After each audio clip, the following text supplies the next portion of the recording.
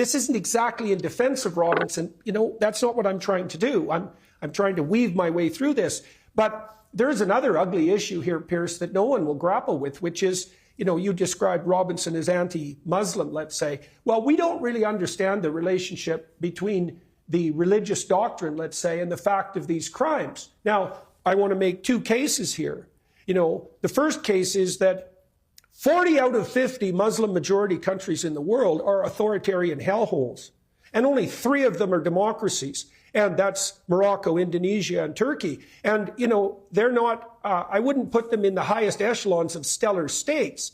And so why is that exactly? Is that a deviation from Islamic principles, or is it a consequence of them? Now, no one wants to have that discussion, and it's no bloody wonder, you know, and then, so that's on the negative side, let's say. And there are certainly doctrines in Islam that are very, very difficult to square with free, liberal, Western, Christian democracies.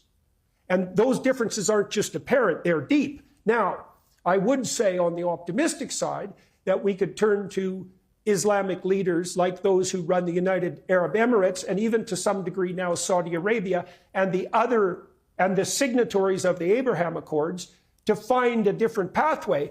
There have been stellar leaders, both from Saudi Arabia and the UAE, who've come out and said that publicly, very publicly, that they've got their Islamic fundamentalists under control and firmly in hand, and are completely undiluted as to their danger. But Europeans are virtue signaling so hard on the progressive side that the fundamental danger from Islamic fundamentalism is going to come from Europe and the UK, and not from the Arab states. Now, Tommy Robinson has been pilloried as anti-Islam, but there's a discussion to be had here. And no one wants to have it. And, you know, you said we need a national inquiry. It's like, we need more than a national inquiry. We need something like an international symposium on the relationship between the Christian West and the Islamic world, because there are ugly things afoot, and they've manifested themselves in the most hideous of all possible ways in the UK with regards to these rape crimes and the cover-up.